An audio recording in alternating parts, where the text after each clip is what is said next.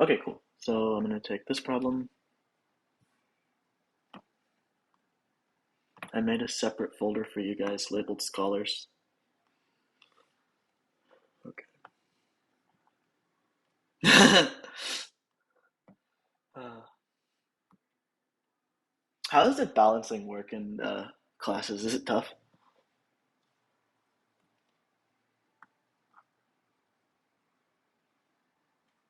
Oh, okay. You're good, you're good. Okay, so suppose we have a river on either side and a number of cities numbered 1 through n. Da-da-da. There's a north side and a south side.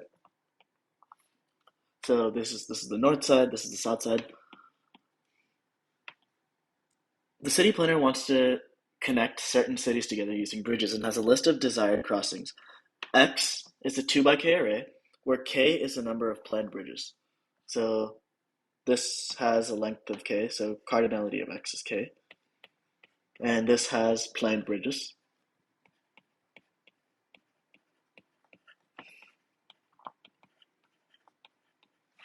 Okay. Unfortunately, as we know, bridges cannot cross one another over water. So the city planner must focus on building the most bridges from his plan that do not intersect. Describe an algorithm that finds the maximum number of non-intersecting bridges. Okay, so just to make clear what this array holds, it holds 1, 4 means the city planner could possibly, I'm going to draw these in dashed lines. I can't figure it out. Fine. 1, 4 means that the city planner could possibly draw a bridge from 1 to 4. So 1 to 4 here. 5, 6 means that he could draw a bridge from 5 to 6. 6, 1 means he could draw something from 6 to 1. But there's a problem here, right? These two bridges, 5, 6, and 6, 1, intersect, right?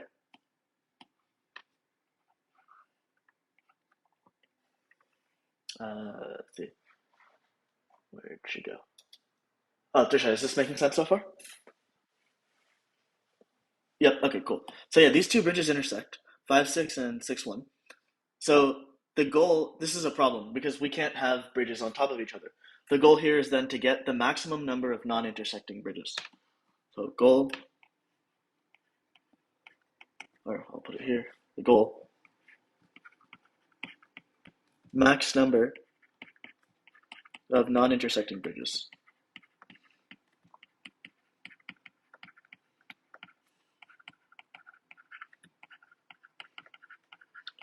Okay, so what's one way of figuring out what the maximum number of non-intersecting bridges is? Do you have any ideas?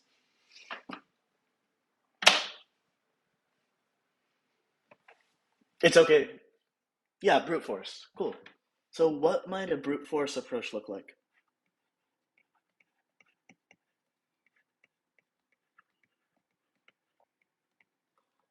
Let's say we have K bridges.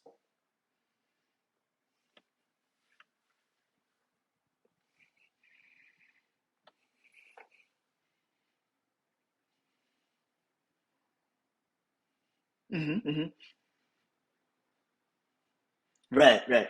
So we could try all possibilities of K bridges. We could try all possibility of K minus one bridges. So it would be like what? K choose K plus K choose K minus one, right? So on and so forth. K choose K minus two, dot, dot, dot, all the way down to K choose one, right? And see, and then for each combination, so for each combo, yep, check if two bridges intersect.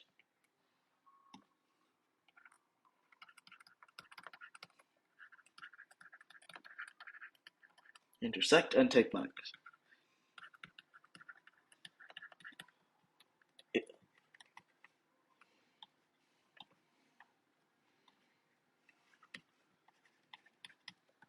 Right, right.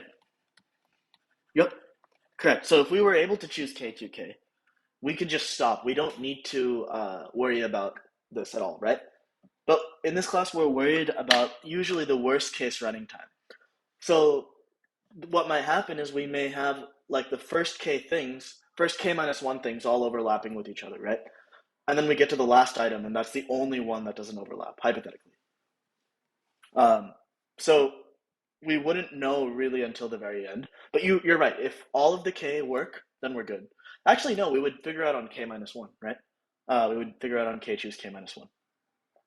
But yeah, I'm saying if k didn't work, right? Yeah. Okay. So if k didn't work, we keep going down. So this is one option. So it turns out that this sum, k choose k, plus k choose k minus 1, plus k choose k minus 2, all the way down to another way of looking at this problem is for every bridge,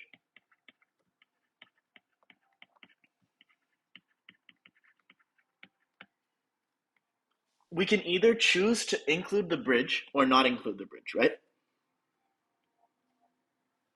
Do you agree, Dylan? So, yeah, it's like a binary type thing. Right. So, like, we can choose if we're generating all possible bridge combinations, right? I can choose to, and so let's say my algorithm is generate all possible sets of bridges, and and then take the one that gives us the maximum number of non-overlapping, right? For this bridge, I have two options whether or not to include it or not, right? For this bridge, I have include, not include. For this one, I can choose to include the bridge or not include the bridge. For this one, I can choose to include and not include the bridge, right? So I have 2 times 2 times 2, all the way up to the number of bridges. So really, I have order 2 to the k, or if I have k bridges,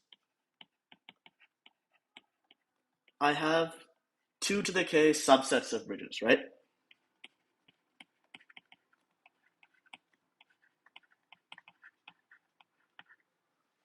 Does this make sense, Trisha? Okay, cool. So I have 2 to the k subsets of bridges. So my brute force algorithm, brute force, would be for each subsets,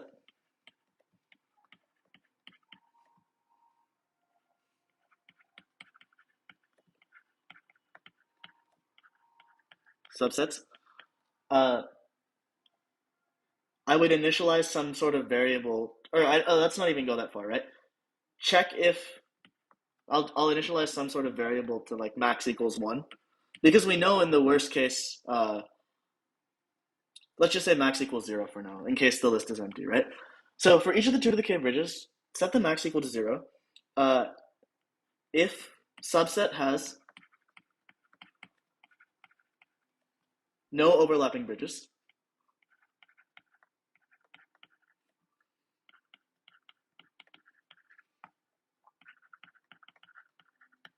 take the maximum of the length of the subset and the current maximum.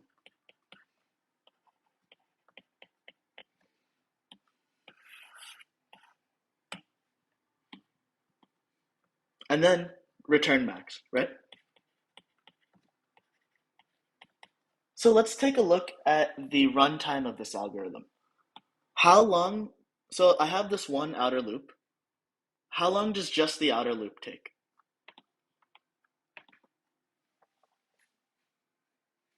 Right, this is big O. This line is big O of 2 to the k.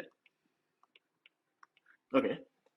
How long does it take to see in a given subset, assuming that we're using, in the largest possible subset is k, right? How long does it take to check if two bridges overlap or not? Sorry. If in the sorry, yes, if k bridges overlap or not. How long does it take to check if k bridges overlap? Probably k. So describe how that algorithm might look to check for overlapping bridges.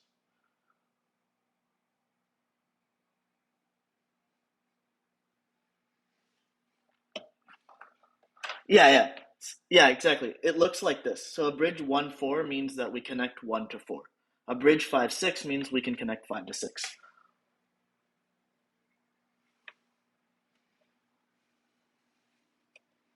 Mm-hmm. Hmm.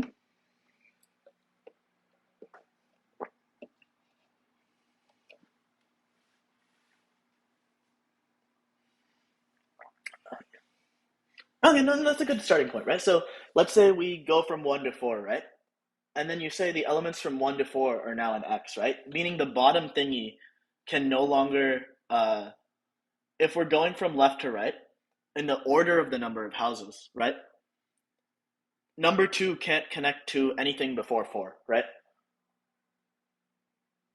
If we choose to include the bridge 1 equals 4, number 2 can't connect anything before 4.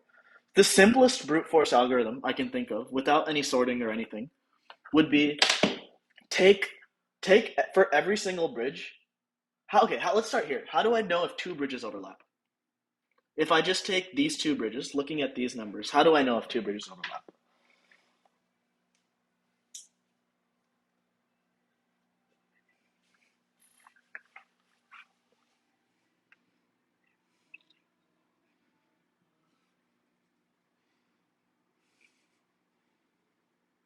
Mm-hmm.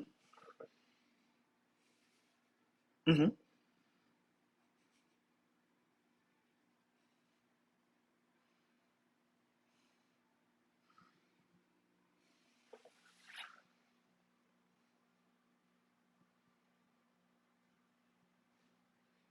Right. That's exactly it. Right. Right. So basically, right, to just check for two bridges, I have to see, okay, take the bridge that is to the right. There's one bridge that's going to be to the left and one bridge that's going to be, or we have two columns, right? One number will be bigger than the other one, let's just say, right? If we're choosing to include this bridge, 1, 4, if 2 connects to a number that is before 4, it is an invalid bridge, right?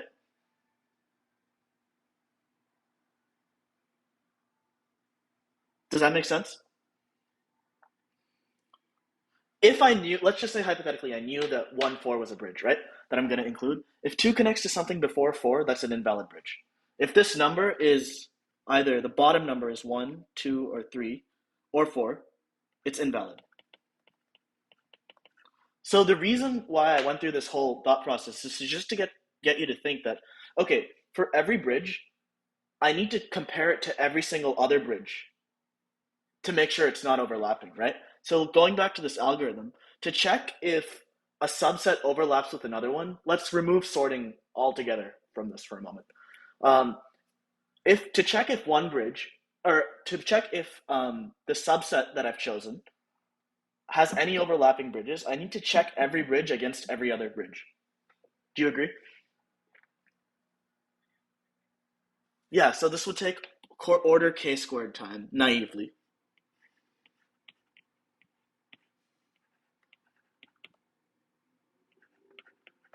Probably. We'll see. So, anyways, if we do this, what is the runtime of our total algorithm, our brute force algorithm?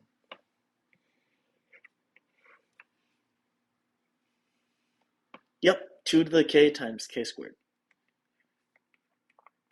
Okay, so this is our brute force algorithm. Now the question is always is can we do better? Yes, hopefully, right? So it's interesting. I don't know if you guys can see the top left-hand corner of my tablet screen or not. My time over here, it's showing as 9:41 a.m., which is just completely wrong.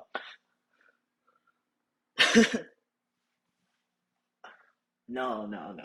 I'm in the U.S. I'm in Illinois, dude. I go to college here. I just like I have I have no idea why it's showing 9:41 a.m.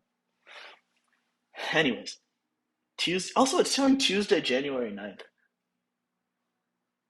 Anyways, um, so let's go back here. Yeah, sure.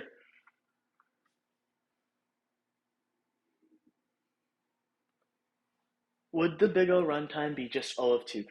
So let's think about this. So I have an outer loop that is iterating over 2 to the k elements, right? Yeah, so we have basically two doubly nested for loops.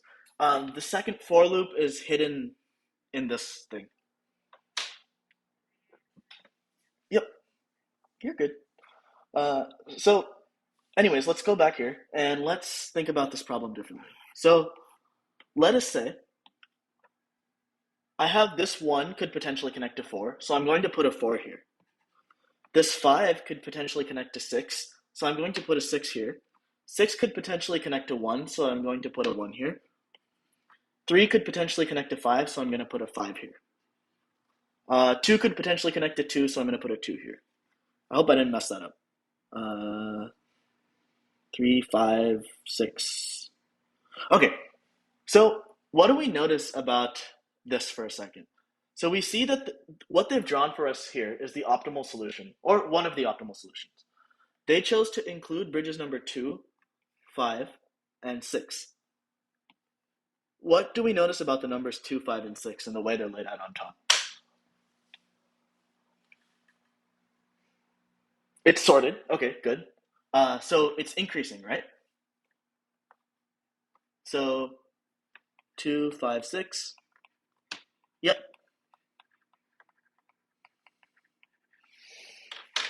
Can a single house connect to 2 other houses? Could 2 also go to 3? Let's see.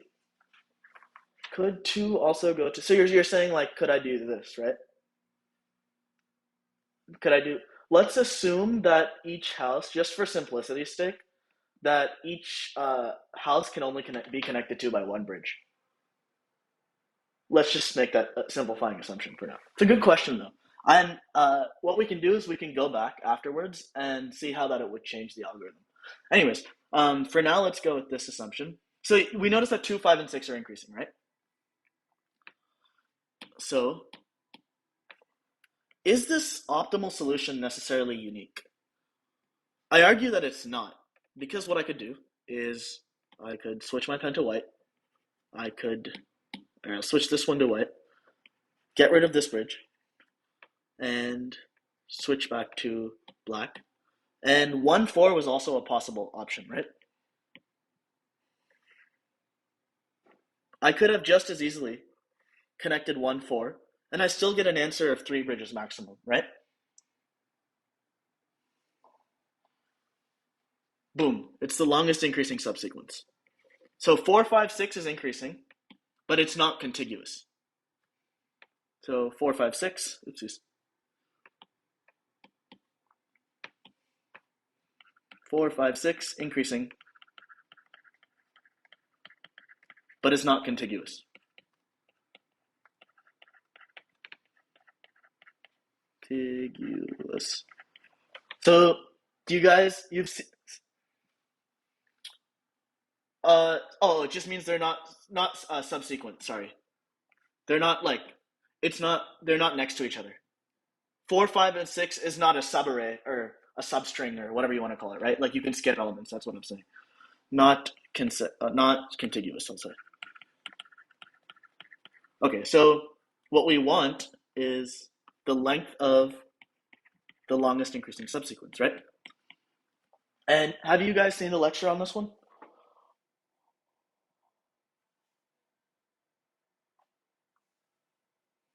Oh, okay, okay. Do you want me to quickly go over the recurrence for the longest increasing subsequence? Okay, cool. So, yeah, it's up to you, Trisha. Okay, cool. So I'll skip that for now. So the optimal algorithm to solve this problem is 1. Notice how what I've done by putting these numbers on top is I've basically sorted the array, right? By the top row. So for example, this new array, basically what it looks like is 1, 4, what is it, 2, 2, 3, 5, 5, 6, and 6, 1, right? So I'm taking this array, this input array that they've given me, right? And what I'm doing is I'm sorting it by the top row. So I have 1, 2, 3, 5, 6, right? If you look at the numbers that I've written on top over here, and the bottom row of this array, you'll see that they're the same.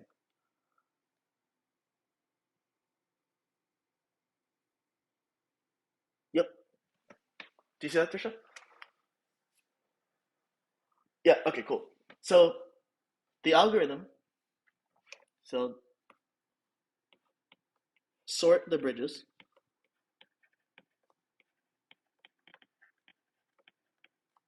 by the top row,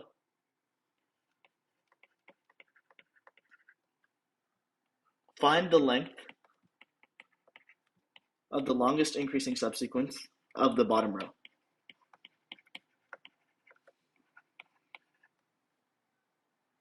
Who, Trisha? Oh, no, no, no. For number two. Yeah, yeah, yeah. Easy, right? That's it. So how long does it take to sort something? And log n, great. Yeah, k log k, let's say, sure. And then what was the runtime of the algorithm in lecture that you looked at for the length of the longest increasing subsequence?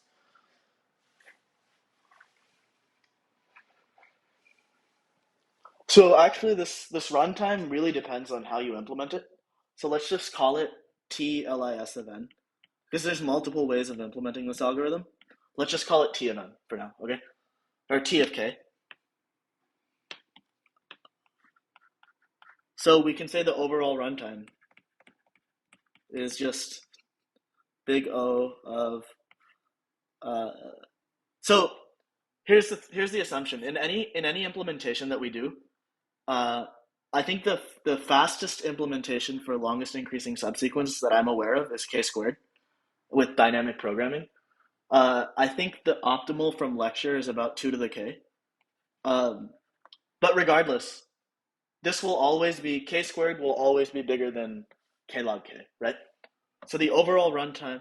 What's up? For which one?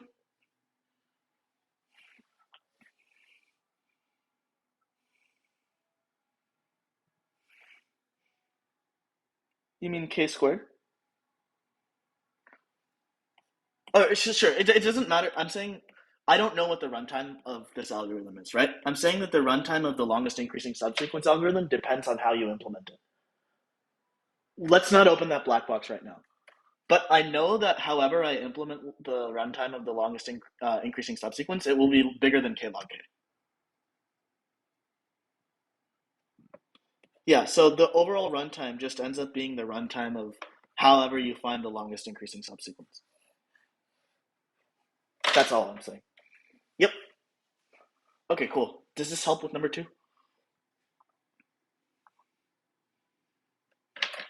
Okay, do you want to go over three or four?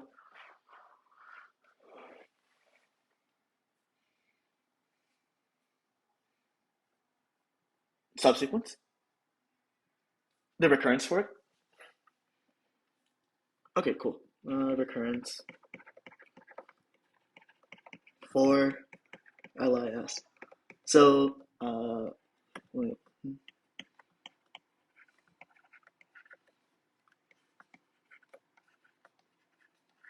Okay, so we have some numbers. These are all single digit numbers. I'm not going to put a bunch of commas in. And this is my array A.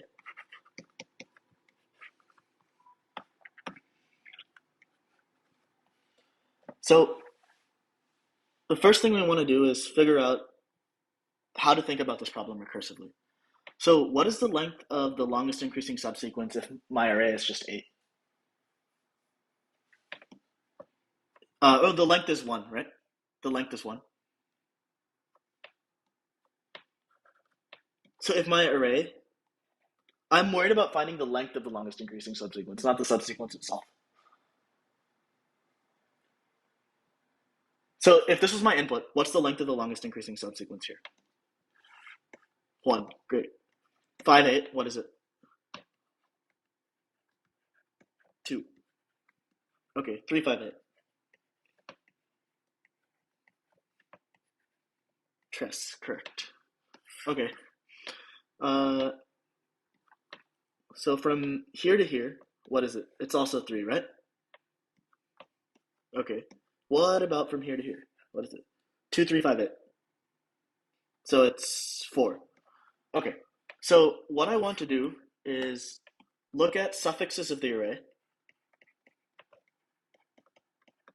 this might actually be different than how they did it in lecture. Here's how I think about it. Uh,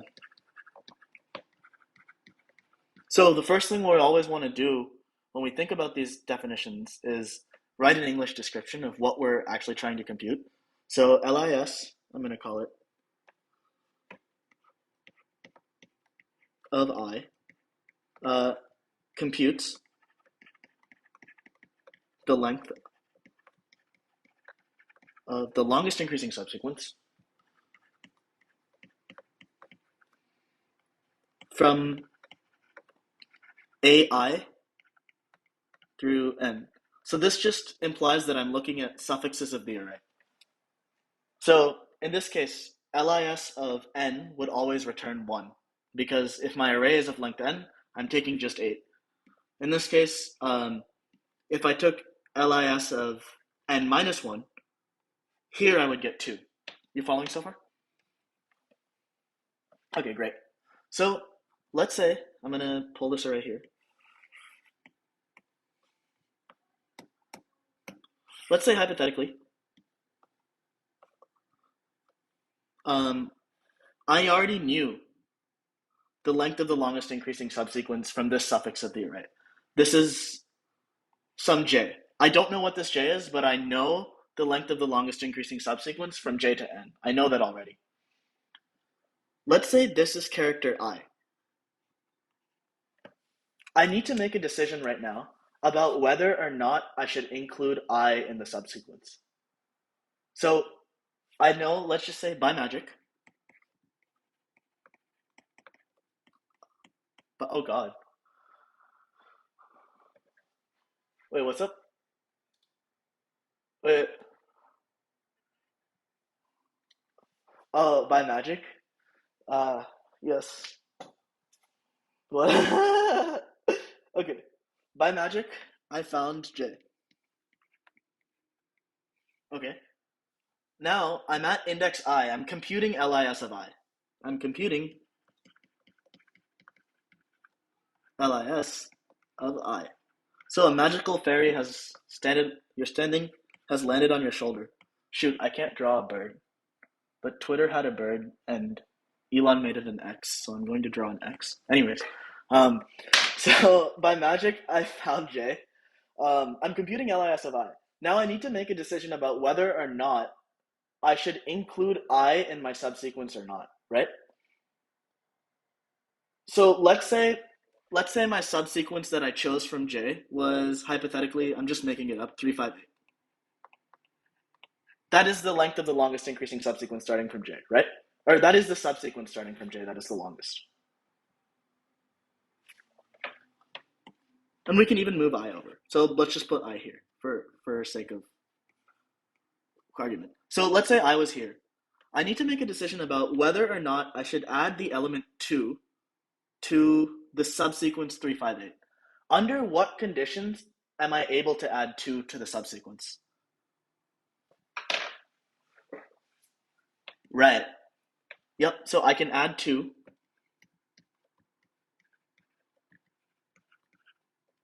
since 2 is less than 3. And then in general, I can add I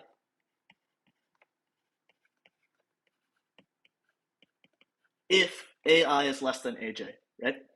Or if AI is less than the first element.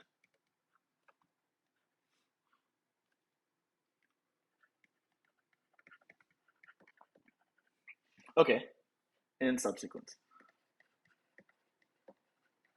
But the question is, do I need to add 2? So, yes, do I need to add 2? To add. I can choose not to. Under what conditions might I not want to choose to add 2?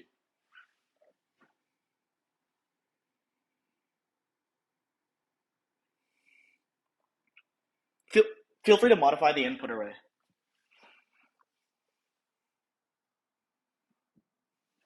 Yeah, let's say this number. Yeah, or they could be. Yeah, exactly. So let's say let's say I'm gonna put this 2 back. All right, let's even keep this for now. Let's say this number was negative infinity, right? Or some really, really big negative number. Negative 99999. Okay. And let's say the rest of this is 1, 2, 3, 4, right? If I skip this I and I choose not to include it, well, if I include this element, I can only get one more element in my subsequence. If I skip this element, I can get 1, 2, 3, 4 more elements in my subsequence. So sometimes it may be beneficial to skip including I. Do I need to add AI? So that's the question. The answer is try both. Try both including it and excluding it, and take the maximum. So let's start writing this. LIS of I is equal to. So again, remember, I found this J by magic. Right now it's magical. Let's not worry about it. So I found this J by magic, and I have, if I want to include the jth element, under what circumstances can I include the jth element? I can only include it if AI is less than AJ.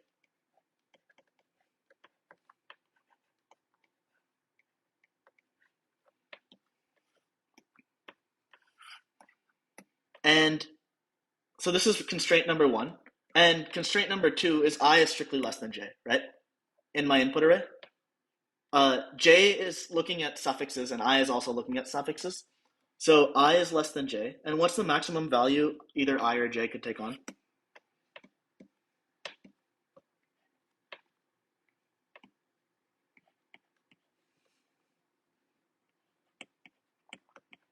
Right, so J can be the length of the array. Let's one index, right? J can be the length of the array.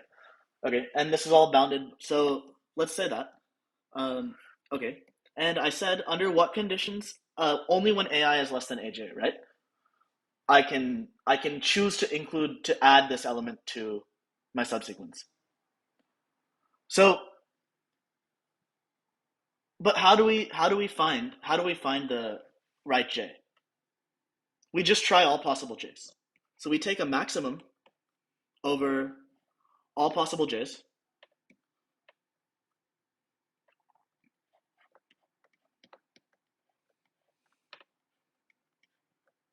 and then we add 1. Why do we add 1? Because one of these J's will give us a long subsequence. When we add the length of the J, that gives us the longest subsequence. So intuitively, you can think about this as 2, 3, 4. These are the possible values in my set. I take the maximum and then I add 1 on, and I get whichever one of those gave me the max, I add 1 on. Does that make sense? Yeah. Okay, which part do you want me to repeat? Yeah, so let's say I've chosen to include this element in my subsequence, right? I've made a decision that I will include this element in my subsequence. Well, then I just add 1, right? To account for to the answer, because I've chosen to include this element in my subsequence. So this case, I claim that this is almost sufficient for my answer. So there's one case I've covered, right? If AI is less than AJ. What happens if AJ is less than AI? What happens in this case? Or sorry, bigger than AI. What happens?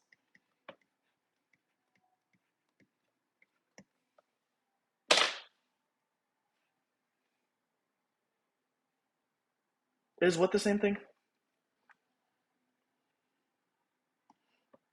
My bad. Sorry. What happens if AJ is less than AI? No, this is this. Yeah. What happens if AJ is less than AI? What happens in this case? Can I, if let's go back here. If this number instead was 9,999, right?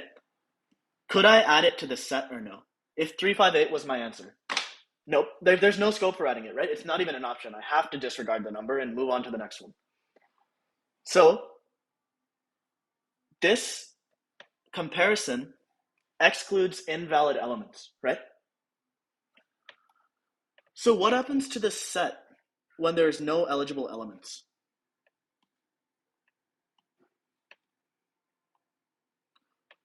No, no, this doesn't become anything. So let's say this number, right? Let's say there are no elements that met these criteria. There was no elements that met the criteria that AI is less than agent in the set. What does the set contain?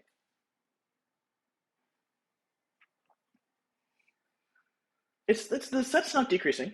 So what does the set contain? Let's start there. Can you describe in English what the set contains?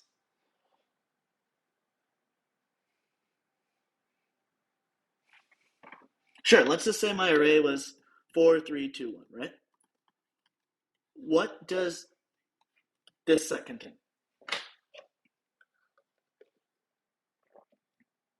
Would it contain a single number? Let's call LIS of 4, right? Sorry, let's call LIS of uh so let's start here. What's LI? I said it goes from A1 to N, right? So what is LIS of N in this case? Let's start there. By this definition.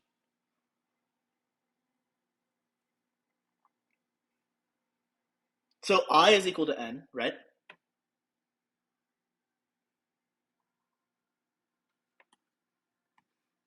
All right, let's try this differently. So I'm doing is I'm putting the function here, right? I'm putting in the number N for I. So when I call LIS of I or N, I get, what do? I take the maximum over I is now equal to N, right? So N is less than J is less than or equal to N. Okay. Are there any J's that satisfy this constraint at all? No, right? There are no J's.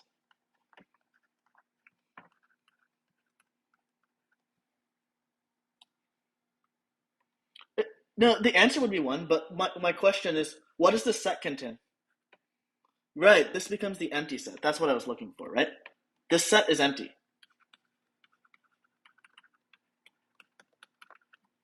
Yep. And I add one, right? And that's how we get our one. But what does it mean to take the maximum of an empty set, right? That doesn't mean anything mathematically. So we need to explicitly define that the maximum of the empty set is zero in our recursive definition. And I lost the tip of my Apple Pencil. Just fell off. 1 second. So yeah. Do you see why we need this explicit definition here? This isn't a standard. We're just saying that, oh, if my set contains nothing, I need to define the maximum of my empty set to be zero. So I'm going to move this down. And we define this here. So this is one way of defining the longest increasing subsequence recurrence. And the English, always include an English description of what your recurrence is trying to compute.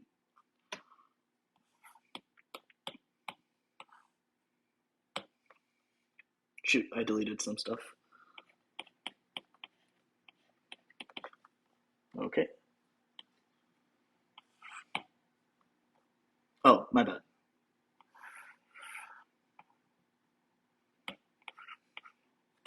This I wanted to keep empty. Yeah. I just wanted to box this.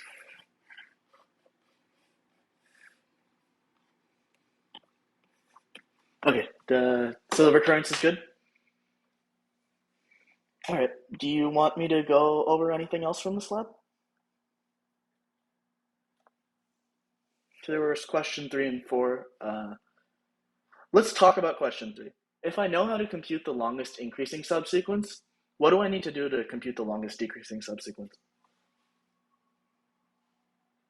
Okay, yeah, option 1, reverse the array, right? Easy. Option number 2, switch all the comparators, but that's unnecessary work. What else can I do?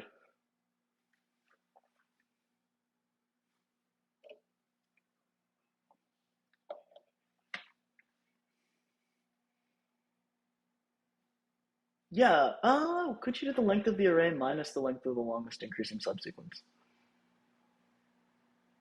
I don't know if that would work, actually.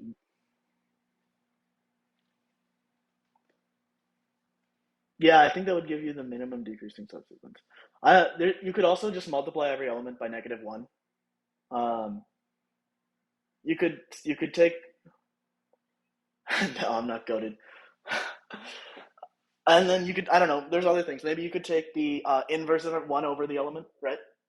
Uh, yeah, there's a bunch of options that you could do. But I just wanted to say, made that point because you shouldn't need to rewrite the recurrence for every single case, right? Like, if you see a question that you can easily reduce to longest increasing subsequence, just reduce it and then say, we call LIS from lecture. Um, yeah, okay. Do you guys, so also number 2 uses number 1 as a black box, right? We just went over that. Do you want me to go over 4?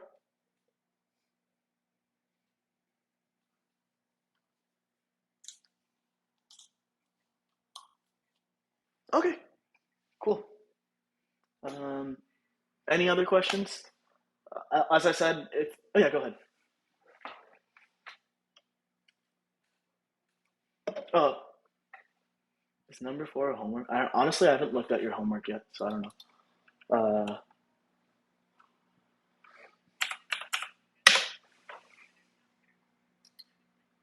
oh, okay, it's not a.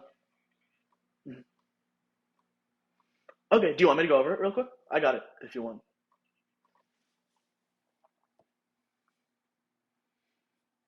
Yeah, yeah, I can stay a few minutes. I really don't mind. Yeah, I'll give you a quick explanation of how I would tackle number 4. Um, and I think my answer, even to number 2, is what's a little bit different than what's written in the solutions, and my answer to number 4 will be 2, just because I don't know. This is kind of the way I think about these. So,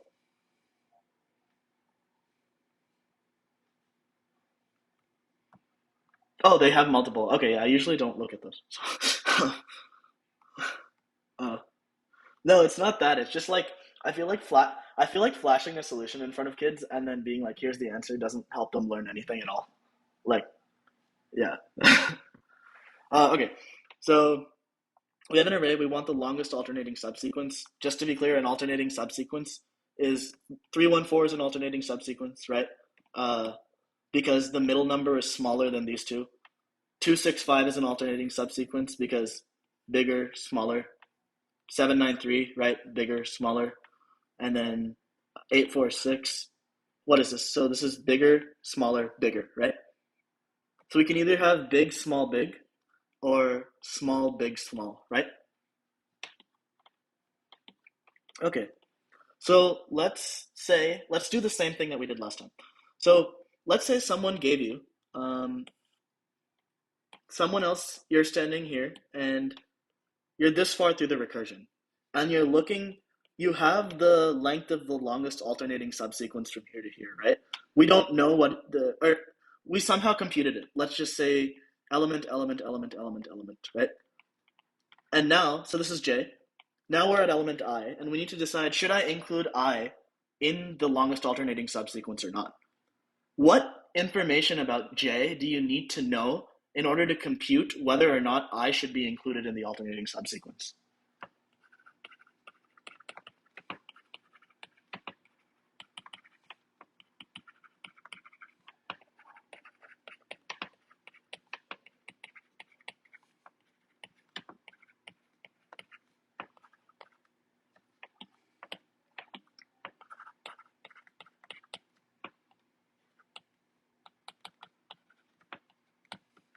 So let's say this problem was longest alternating subsequence, right?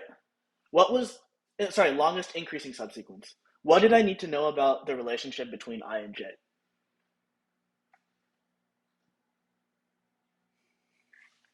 Right, right. So in LIS, A of I was much less than, or was less than A of J to include, to possibly include. Okay, well, in this case, now I have an alternating subsequence. So what does that mean? Sometimes A of I needs to be bigger than A of J, right? Sometimes A of I needs to be less than A of J. Do you agree with that premise? So sometimes, so in LAS,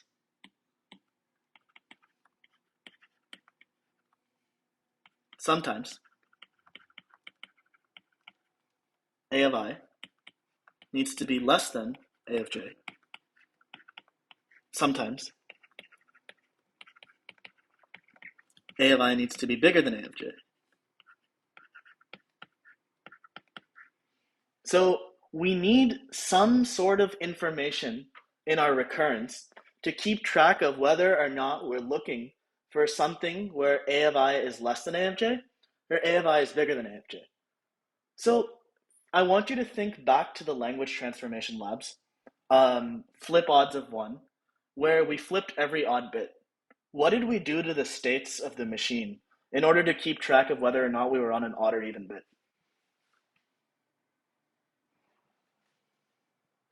We had another state. Exactly. We had some flag, right? So in flip odds,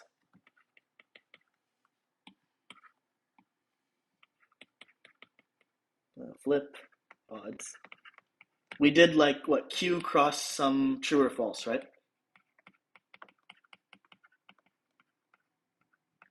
I can't spell.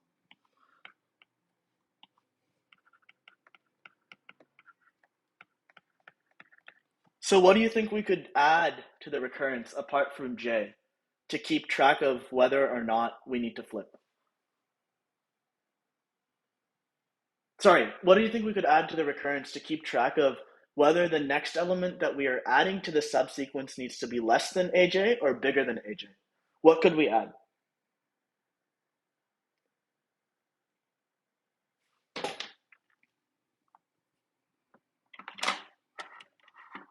We need some state, right? We need some state. And what are the two possibilities of that state?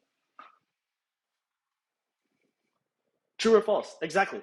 That's exactly what we need, right? So we can say, and for this problem, longest alternating subsequence, if true, then AI needs to be less than AJ.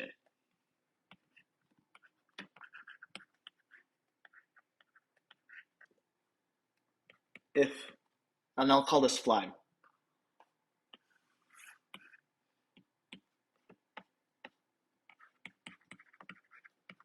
And if flag equals false,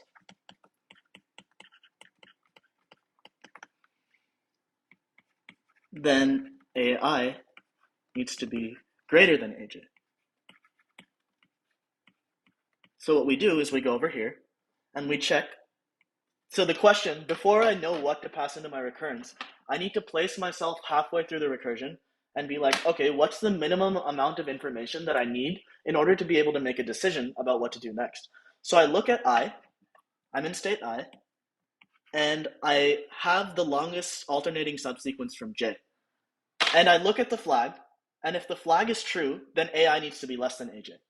If the flag is false, AI needs to be greater than AJ in order for me to add it to the subsequence. Does that make sense? Okay, and I chose true and false arbitrarily, right? They don't really matter. I'm just denoting one.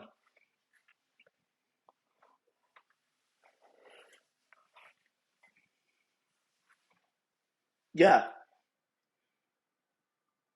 exactly.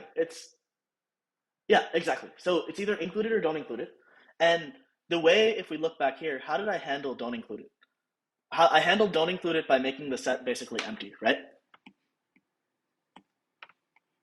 So we will have two branches here, as you pointed out.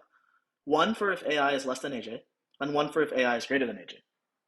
So again, we're choosing to include it or not, but there's two criteria, as you pointed out.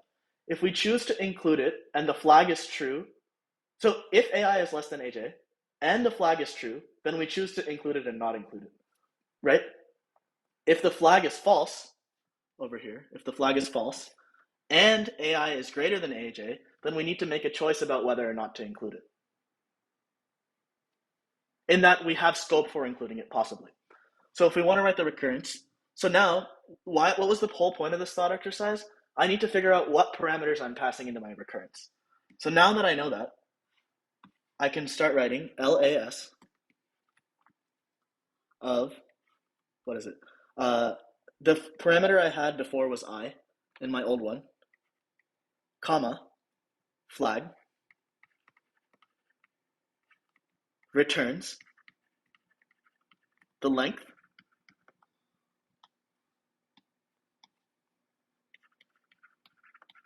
of the longest alternating subsequence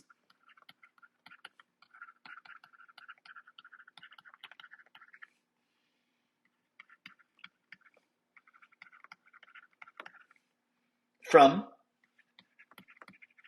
AI through N, where if flag is true,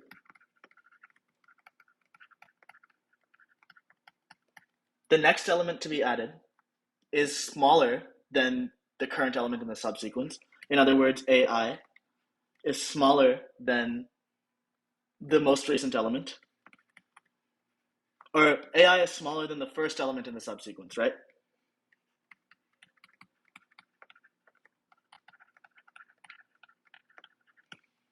And if flag is false, AI is greater than the first element in the subsequence. So when we say we want an English description, this is what we mean. We want an English description of what the function returns in terms of the parameters on the left-hand side of the equation.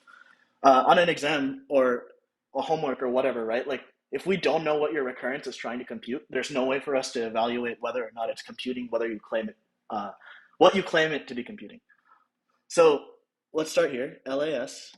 I'm going to copy the array so we have the example again.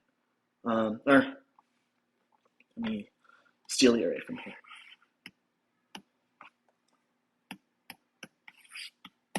Great.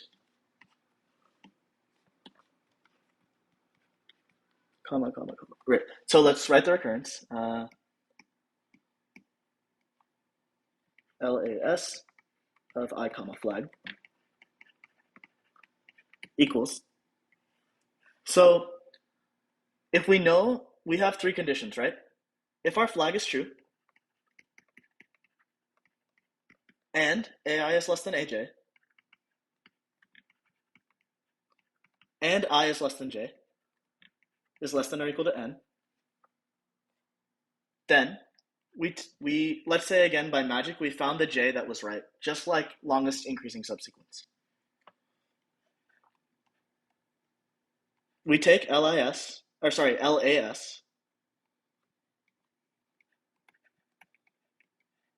J, and what does this flag now need to be set to? If it was right, exactly. So this flag needs to be set to the opposite.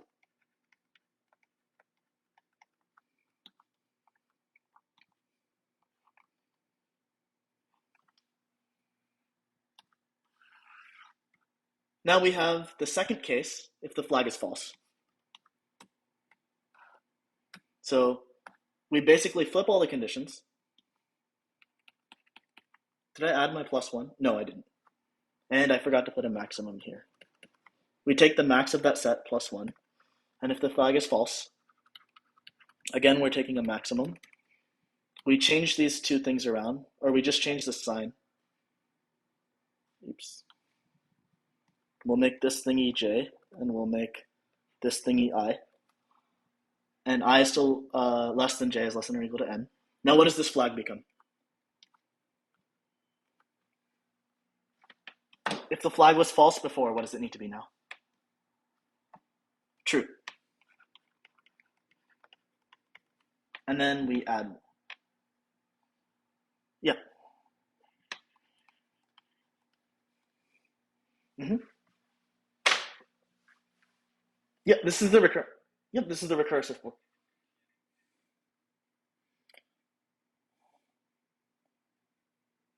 Yeah, yeah. J should now be. Mm-hmm.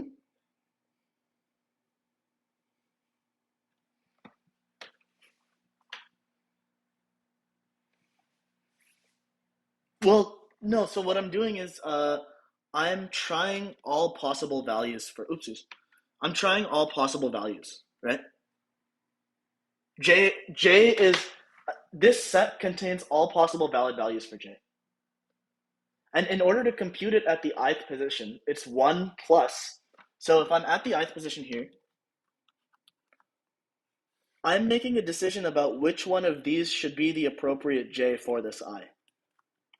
Once I've found the longest one from there, which let's say is 4, I do 1 plus 4, and then I get the answer for the ith position. So J is basically a variable that's iterating from 1 more than I, if I is here. J takes on values from I plus 1 all the way till n. Okay, and by the way, so is to both of you, Trisha and Dylan, is this recurrence clear?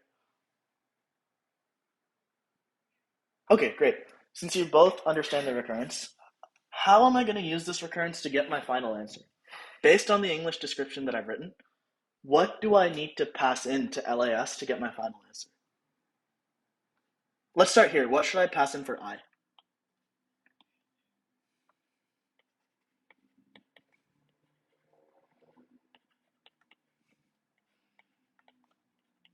Okay, so one idea is n comma false and n comma true.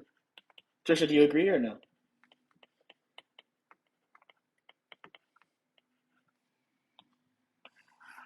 So what do I pass into this thing in order to get my final answer? So I've written my recurrence, right? What is the initial function call that I make to this recurrence to get my final answer?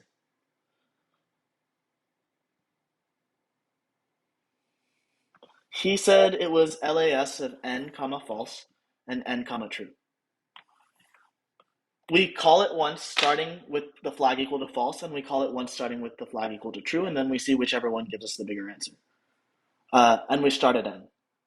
Okay, I'm going to say this is mostly right, except for one detail.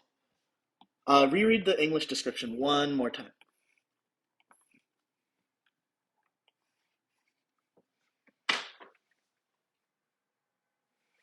So I'm going to tell you that the idea of taking the maximum of two options is correct. But there's one teeny error.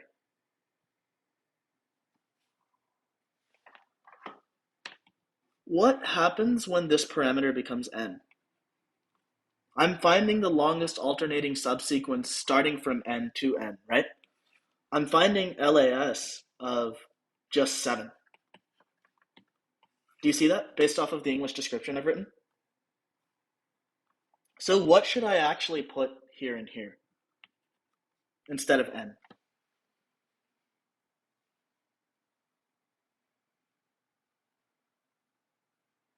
Not sure. Okay, let's start here. Let's go, yeah, so what does LAS of 7 compute? Or LAS of n compute for this array? It computes the length of the longest alternating sequence from n to n, right? So it computes the longest alternating sequence of just 7. So what's the length of that? 1, right? Exactly, it should be 0. Or if we're 1 indexing, it should be 1, right?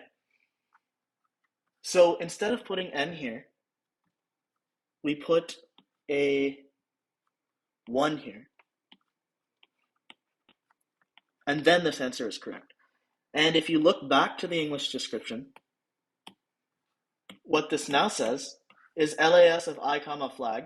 So if we call it with 1, returns the length of the longest alternating subsequence from A1 through n. So we go through the whole array. Does that make sense? Recurrence. Mm-hmm. Okay, yeah, go ahead. Mm-hmm. Okay, so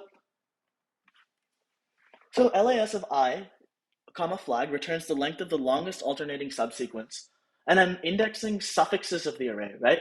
From I to n. The largest value of I can pass in is n, right? So think about this as like Python slicing in an array. What is A of n all the way to n in this array?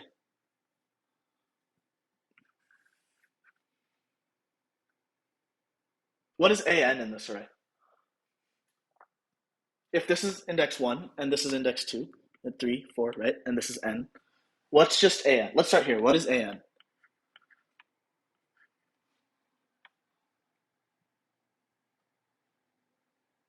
No, no, just AN. Like literally, this is an array A. And what is A1? Let's start there in this array. Yeah, 3. What is AN? 7. Okay. So if I say from A to IJ in general, or let's say A from 1 to 3, right? What is A from 1 to 3 in this array? If these bounds are inclusive. I'm taking a slice of the array. What is this equal to?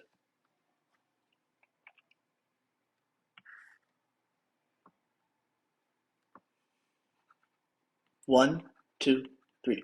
It's equal to 3, comma 1, comma 4.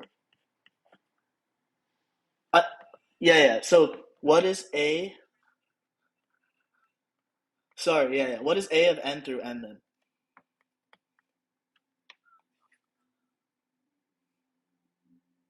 Just 7. Okay, great. What's A? N minus 1 through N.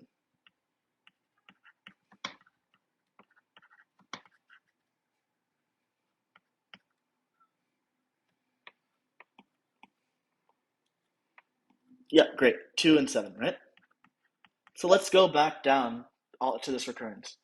So if I'm finding the length of the longest increasing subsequence from N to N, I'm finding the length of the longest increasing subsequence of just A7, right? Which is just the list 7. That's not what we want. We want the length of the longest alternating subsequence starting at index 1 and going all the way to index n. So this I needs to be a 1 in order to start out the recursion properly. Does that help? Okay, cool. Do either of you have any more questions?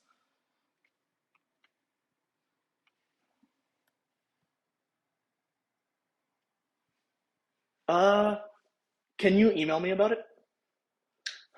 Okay, cool. Because so the thing is, I don't grade homeworks. I might not be the one. Like, I don't grade the homework. So if you actually do you see the grader of the homework on Gradescope?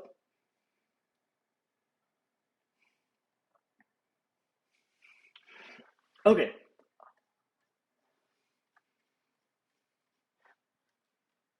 Yeah, for sure. So usually, what I can do is if you send me the problem, I can and send me an explanation, right? I'll take a look and I will reach out to the person who graded it and see what the deal is. Cool. Anything else from either of you? Yeah, no problem, Dylan. No problem. I'll see. I'm the goat. No, dude, I'm a camel. Okay. Um, sure. I'll see you. Hopefully. Yeah, no, because I have a hunch on my back from leaning forward from computers all day. I need to go outside and touch some grass. Um, yeah, okay, so I'll send you guys these notes. I'm gonna share you a Google Drive that'll automatically upload these notes at the end of every session. And yeah, enjoy your weekends. Drinks to deal with the stress of life and have fun. Don't work too hard. Don't work too hard. Take self care is important. See you guys.